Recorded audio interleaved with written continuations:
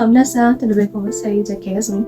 Sejam bem-vindos a mais um vídeo do canal. E bem, já faz um tempinho desde que eu apareci aqui, mas eu tenho os meus motivos e eu vou explicar pra vocês. Afinal de contas, né, eu fiquei um tempo sem aparecer aqui, então é mais do que justo.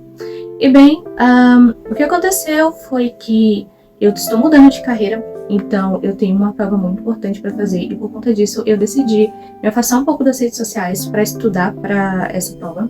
Segunda notícia é porque em breve eu vou fazer uma cirurgia, então eu também tirei esse momento para focar muito mais nos exames que eu tinha para fazer e para resolver todos a parte burocrática por trás da cirurgia. Então eu tenho que focar bastante nos estudos, no meu trabalho e por conta disso eu acabei dando essa sumida. Peço desculpa a todos vocês, porque apesar de não ter tanta gente aqui, mas ainda tem gente que me segue, tem muita gente boa aqui nos comentários. E eu sou muito grata a vocês, e é por isso que eu continuo o canal, por conta de vocês. O vídeo de hoje, ele é um desafio que eu achei lá no TikTok. E continuando nessa pegada, o mês 4, né, o Weirdcore, né, coisas estranhas e sobrenaturais. Hoje eu vou trazer pra vocês um desafio, onde eu tenho que criar personagens baseado nesse tema. Então, sem mais delongas, vamos começar. O primeiro desafio, ele vai te fazer perguntas, por exemplo, você tem pets, quantos irmãos você tem e coisas parecidas, e de acordo com o que você vai respondendo, ele vai te dando as características para você montar a personalidade do seu personagem. E assim, chegamos à famosa personagem de cabeça de televisão. Eu já queria desenhar algo parecido assim há um tempo, porém eu não tinha encontrado uma oportunidade, mas eu vi esse desafio e eu pensei, por que não tentar, né?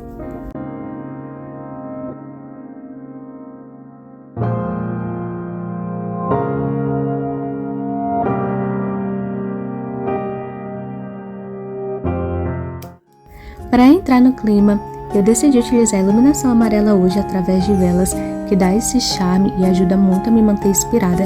E enquanto eu tô pintando, eu gosto muito de escutar música clássica, eu sinto que libera muito mais a minha inspiração. E vocês, o que vocês utilizam aí para se manterem motivados e inspirados?